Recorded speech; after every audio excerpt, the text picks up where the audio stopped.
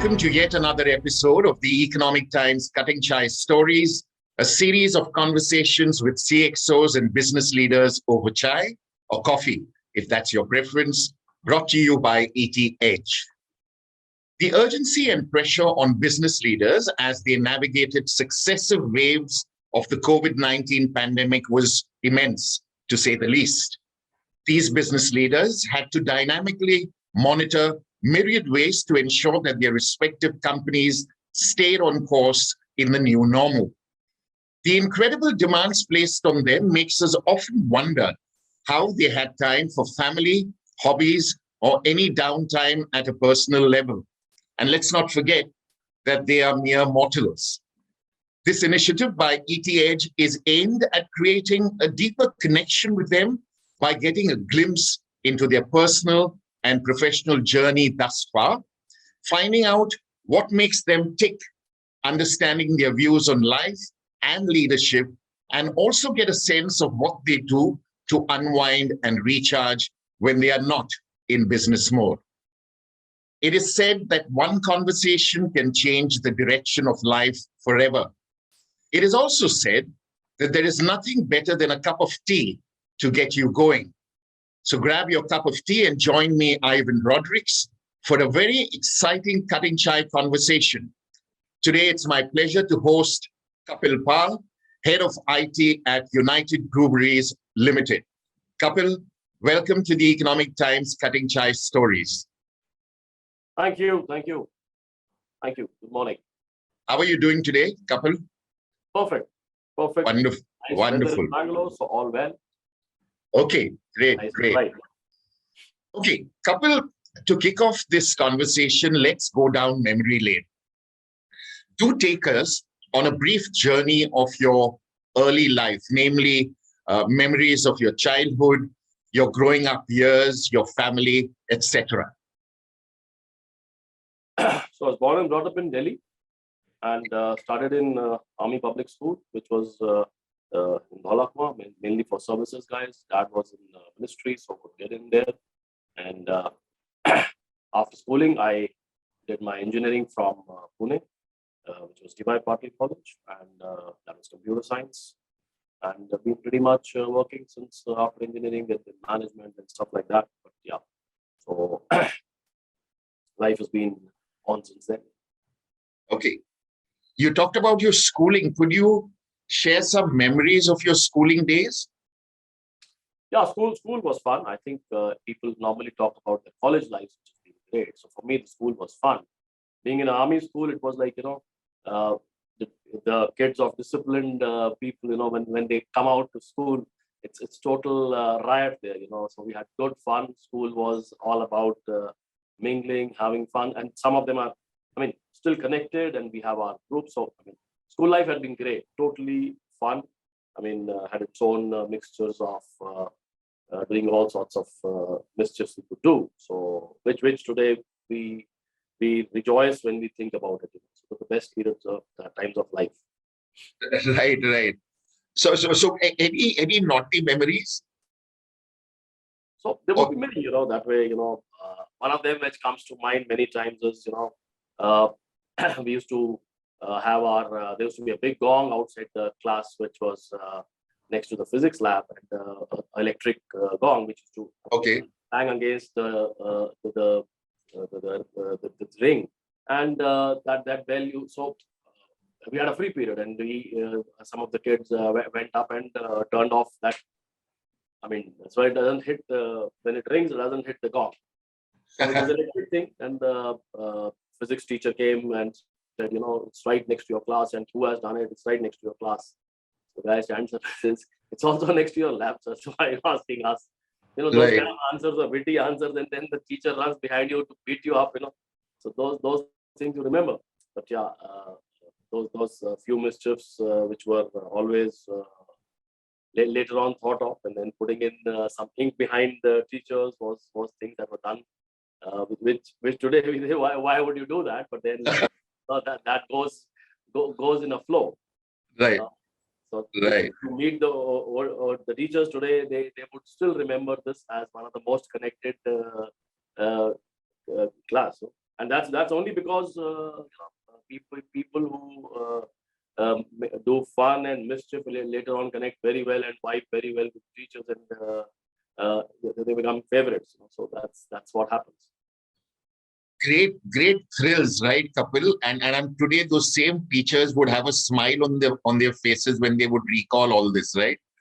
Yeah, so some of them are connected thanks to social media. So when they see you on the stage getting awards, recognitions, people in the army, I mean, some of them did very well in Kargil war, and so they're all.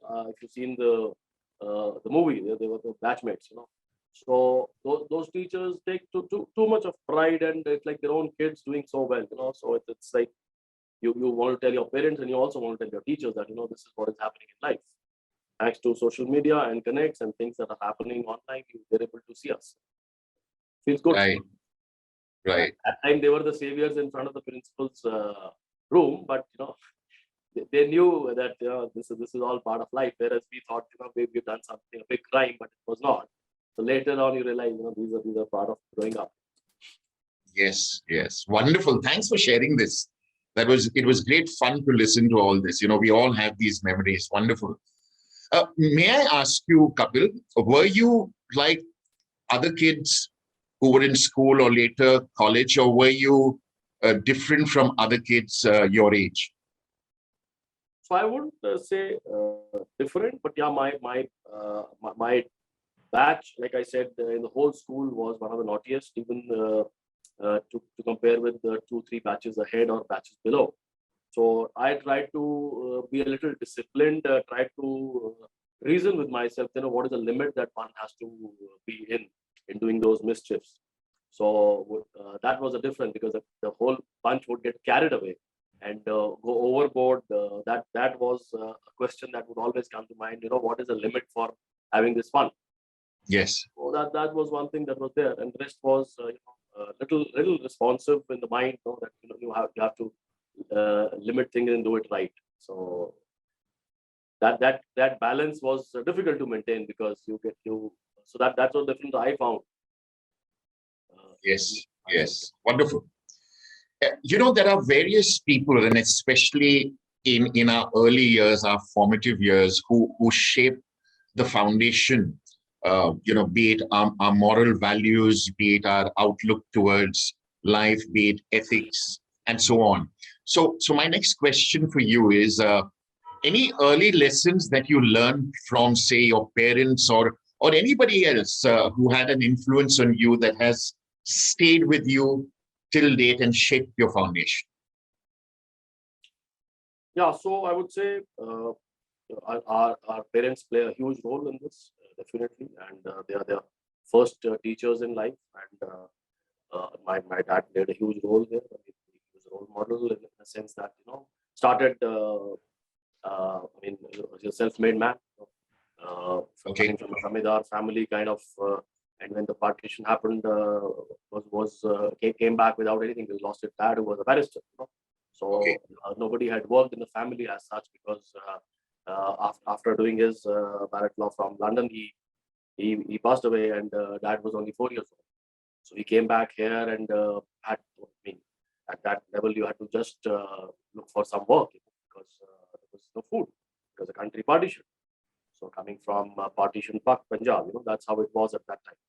And ensuring his graduation, post-graduation, all, while doing some kind of works, and got some government job, and did his master's in English, psychology, then grew over to promoted to IAS ranks. And that was a huge learning, that if you have will, and the life is not that big a struggle if you have will to do it. So learning was, there's no shortcut to hard work. But what your teachers teach you is, goes a long way too, because hard work and smart work go hand in hand. And there are certain learnings that because they actually have unconsciously, you try to that goes in faster. So certain things, certain instances, like you gave a school's example. So I think those some of them have played a huge role in shaping us up in what we are.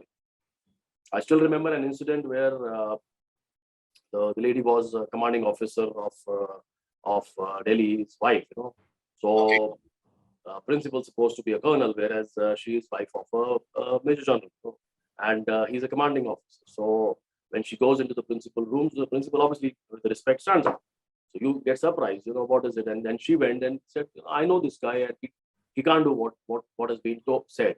So that Yes. kind of a confidence when somebody has on you, you don't want to, lower that ever. Right. That instills a very different sense of responsiveness within that mischief in you. When somebody with that confidence goes and says, this part of thing is okay, but beyond that, I don't. He cannot do it. So that instills that if my seniors and my teachers, parents have that confidence, then we need to build that up. So those have been formative years of life. I think play a huge role. Absolutely. Absolutely. Thanks for sharing that. Wonderful. Kapil, could you in brief take us through your professional journey thus far?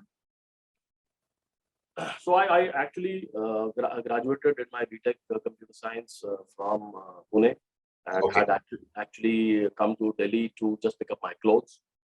Whereas my seniors that time said that why don't you apply for a job in Delhi? And then in fact I applied in 3 days. I got a job that time. And, so they told my dad, so he just wants to run away from house.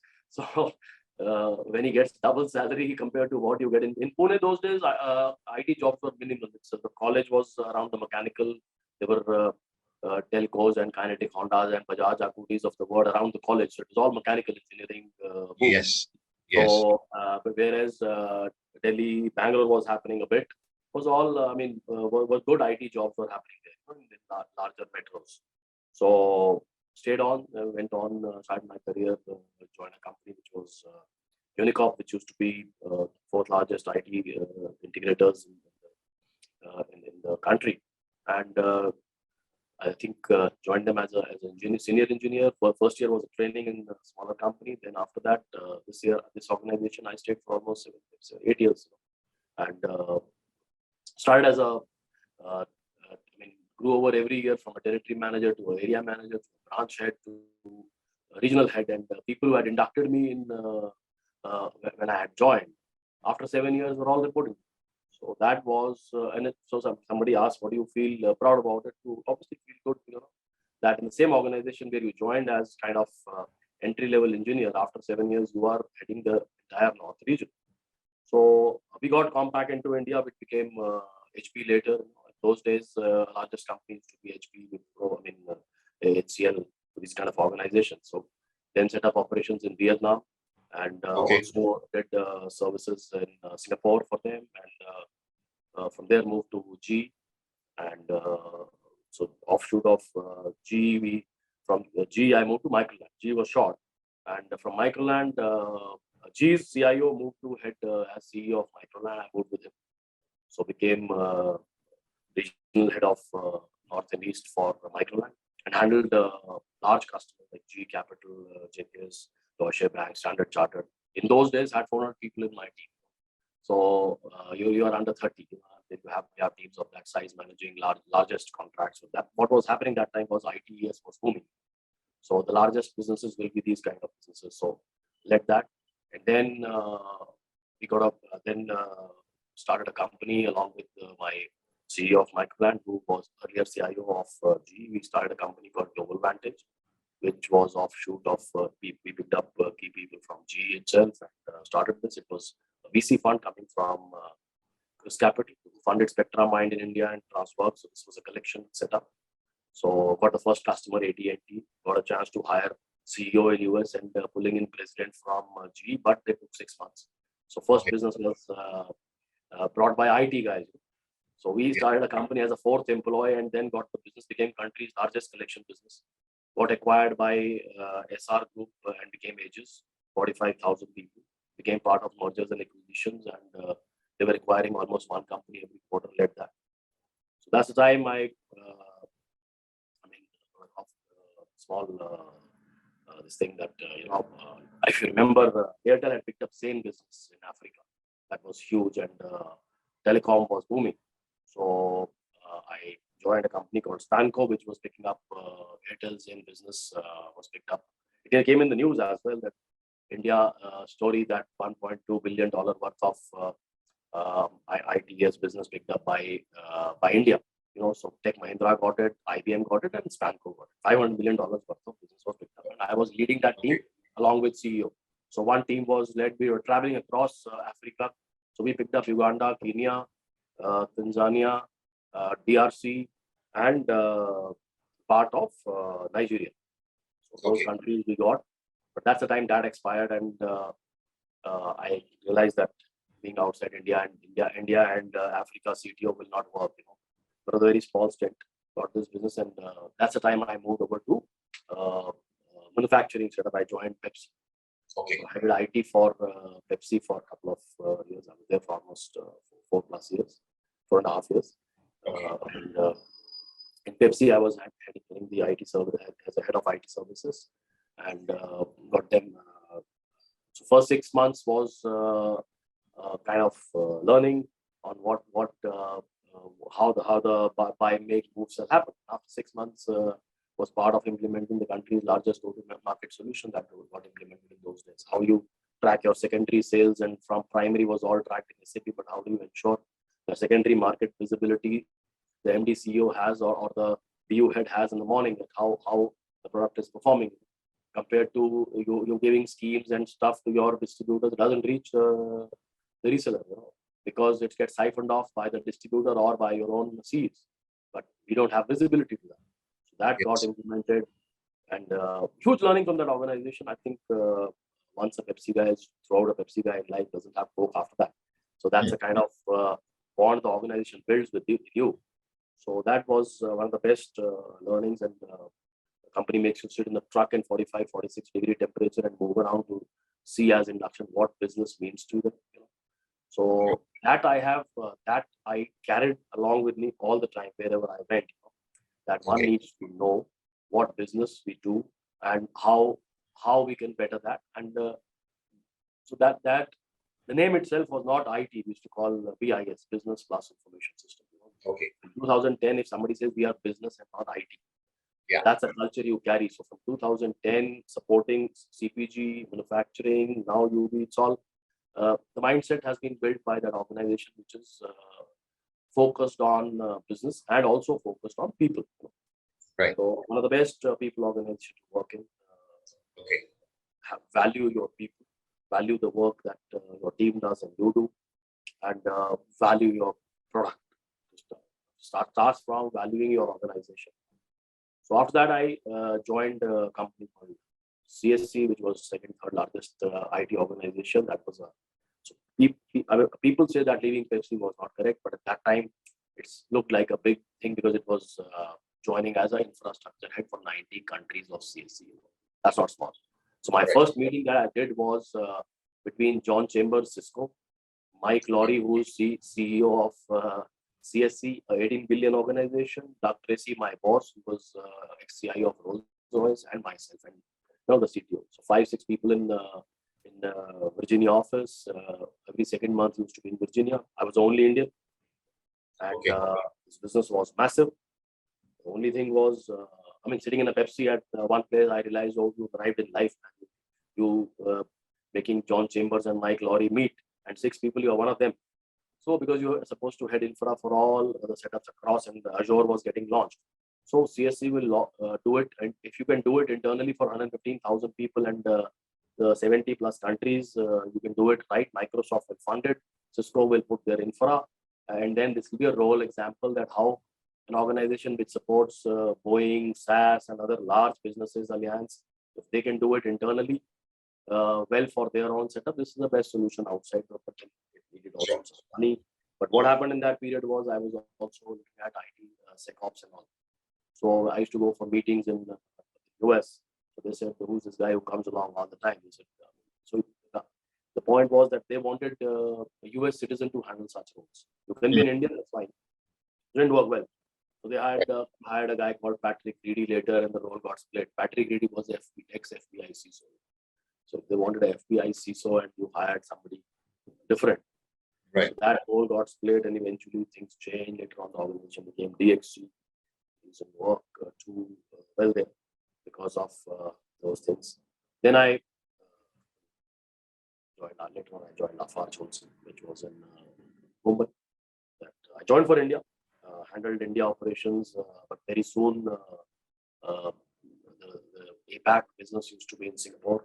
So I got involved in APAC and got the APAC IT support for entire APAC, Australia, New Zealand, Philippines, Indonesia, Malaysia, all that to India. But realized that all this cannot just straight come to India. So because they speak Malay Bahasa, Tagalog, Filipino, Indonesia Bahasa, and I'm not doing any ITS but hardcore business, cement, manufacturing support from these countries. So I changed the size of team in Malaysia, Indonesia, and put up an operation in Philippines. So again, the leadership was French or Swiss, and the rest were all Filipinos. I was again only Indian in the whole Philippine setup. Put up around 70 people there. Put up a desk. L1 support, L0 support started happening for India from Mumbai. However, for entire Southeast Asia and ANZ, we moved it to Philippines. So I used to be 3 weeks in Philippines, 1 week in India, went on for almost 1.5 years. And the credit was that, the people of that place supported very well. The combination of Indian being treated as an expat and being a leader there along with the local people went very well. Normally you see Europeans leading that. And so it was a good combination, worked well. So I had direct teams in each country who were field teams. So the size of Malaysia team was reduced from 55 people to almost 14, 15. Similarly, Indonesia was also reduced from 60 to 14, 15 for field. The rest all was centralized in Philippines. And I think probably one of the only manufacturing organizations where the desk resolved L0 services of SAP without actually having any SAP knowledge because of all trainings that were provided.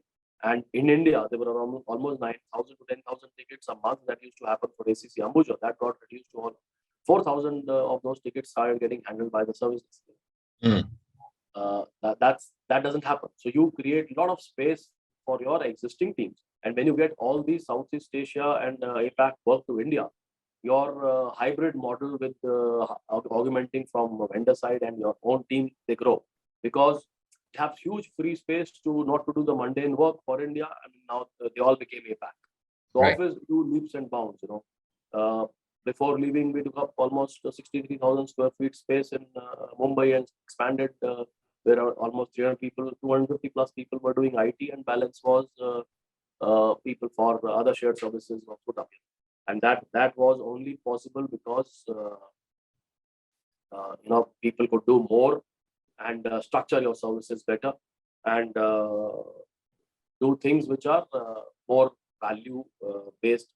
And your service desk, obviously, the value increases because they are doing something not just pick and deliver kind of calls, but they're actually resolving what high-end engineers work for. So it was a growth for all the team by knowledge sharing, knowledge articles. It's all in system.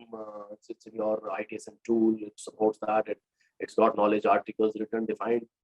It takes time. These things are not done generally. These things didn't happen in Pepsi. These things didn't happen in previous companies. But that's the journey you take, how to improve the way you lead the services for the organization. Sure. So trying to do something similar here in UB as well. Okay. So after Lafarge Holcim, I joined which was an IT company. We were building these 8 operating companies. Like I said, the Southeast Asia and Bangladesh, India, and Australia, New Zealand. Here it was the role is basically to lead IT for organization which is country's largest beer manufacturer. Again, the brand is strong, huge brand loyalties. We have for 57% of the market share, and now it's a Heineken company, got acquired. So we're putting in Heineken processes. We have to align with global processes and align the technologies the way it is run outside.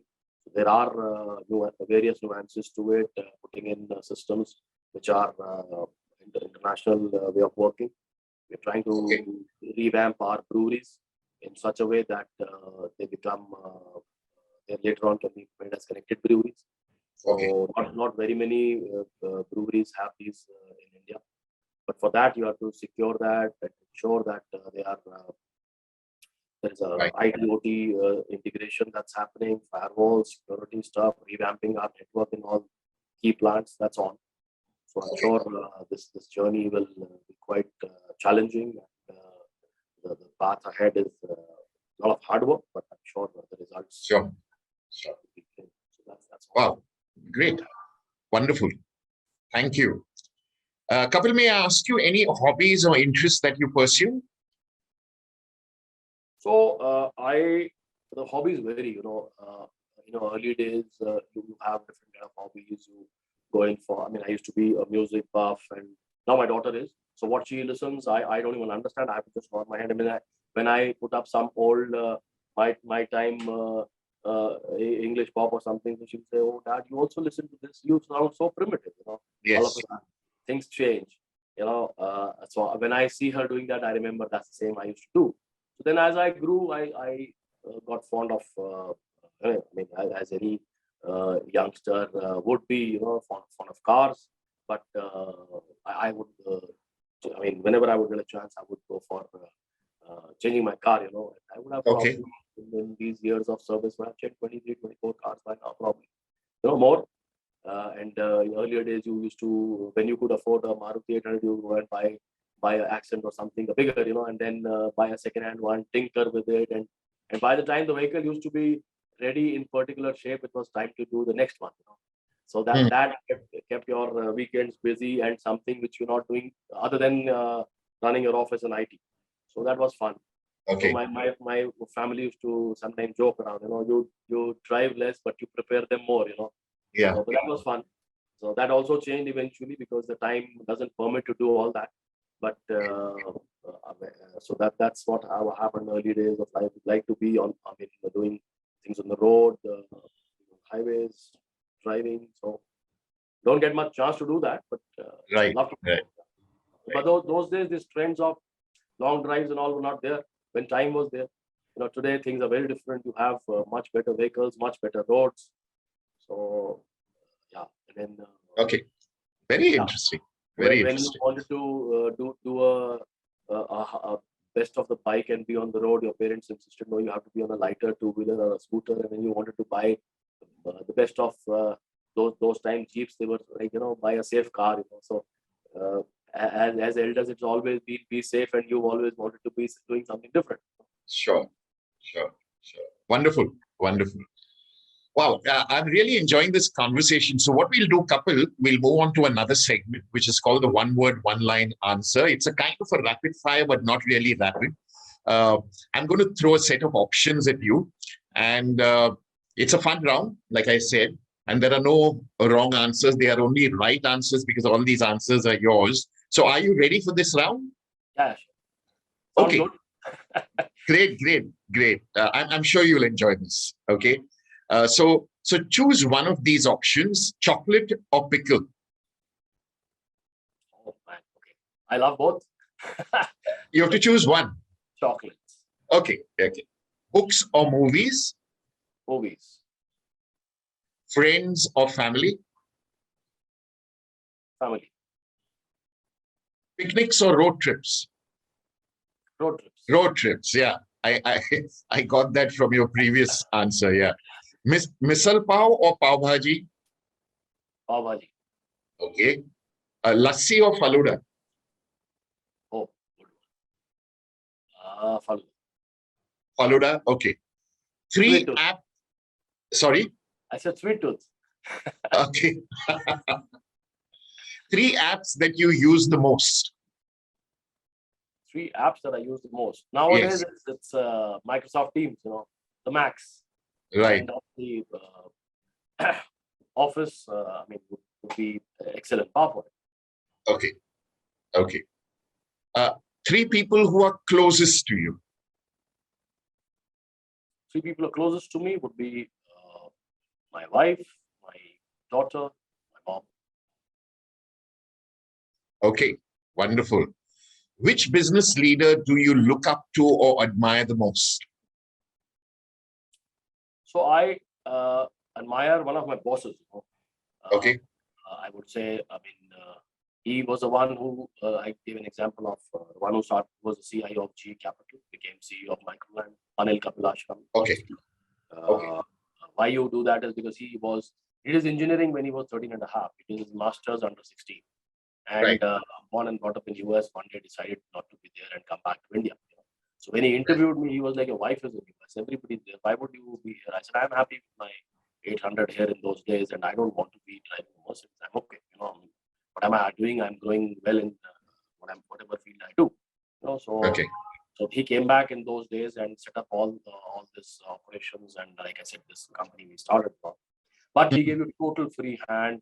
In India, in those days, your boss would come in a Mercedes or a BMW, park in a porch, and he would just pick up his bike and he would be on the highway if he wants to. And if there is work, he would be there with you at 10 at night. And he would be playing table TT in the office or playing snookers because he put up snooker tables in those days. These things were not in offices. This culture was not there. The culture of sir was there. If you call him a sir, he would call you back a sir. Okay.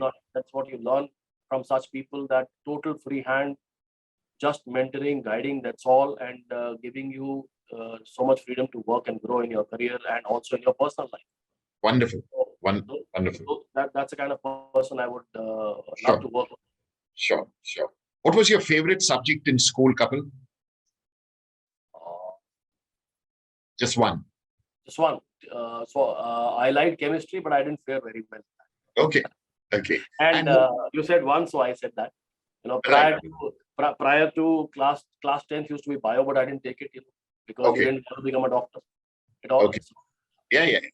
You don't have to give any justification. Just choose the choice. Don't worry about that. Would you rather never use social media ever or never watch TV ever? Choose one.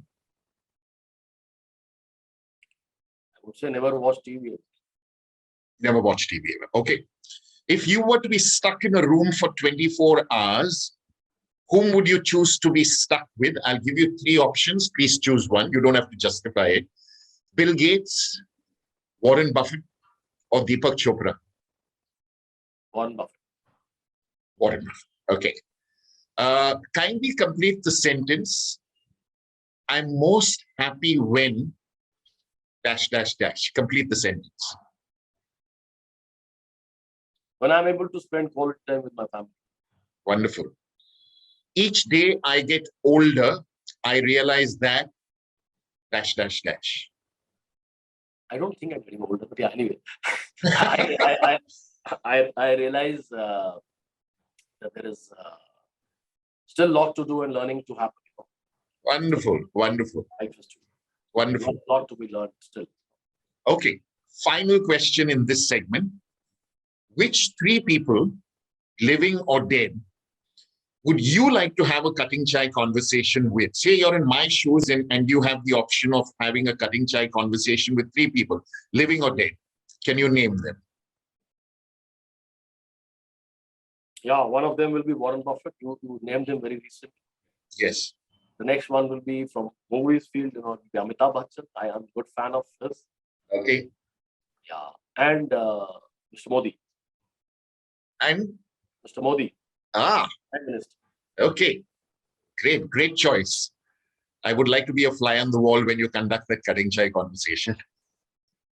Well, ladies and gentlemen, that was Kapil Pal, head of IT at United Breweries Limited. Kapil, I had a wonderful time having this cutting chai conversation with.